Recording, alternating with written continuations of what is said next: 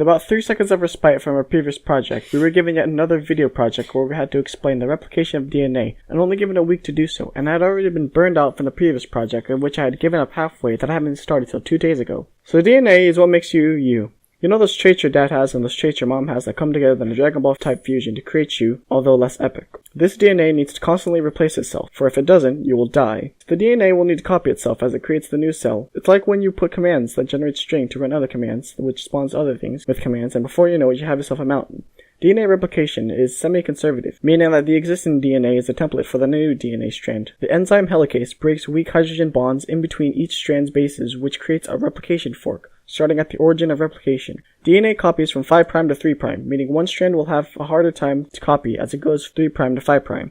This strand is called the lagging strand, or the Russian player, because even though he is really important, he is still annoying to deal with. The cleaner, much smoother, 5' to 3' strand is called the leading strand and copies continuously. So with all this confusing buggery about orientations and directions that would even make a social justice warrior confused, how does it copy?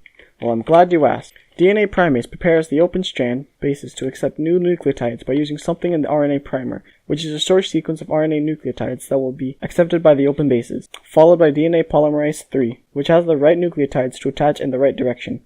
Then DNA polymerase 1 has to clean up the mess, which is to remove primer and place the correct nucleotides with its corresponding base. The lagging strand tells a similar story, except due to complications of it going in a 3 to 5 direction, the copying has to occur in segments called Okazaki fragments, the DNA ligase filling in the gaps in between these fragments. And to make sure this copying doesn't go backwards, DNA has a little enzyme called gyrase, which keeps DNA from rewinding, much like the side-scrolling screen from the original Super Mario. And if you didn't understand anything I said, go ahead and watch the video again. I could use ad revenue.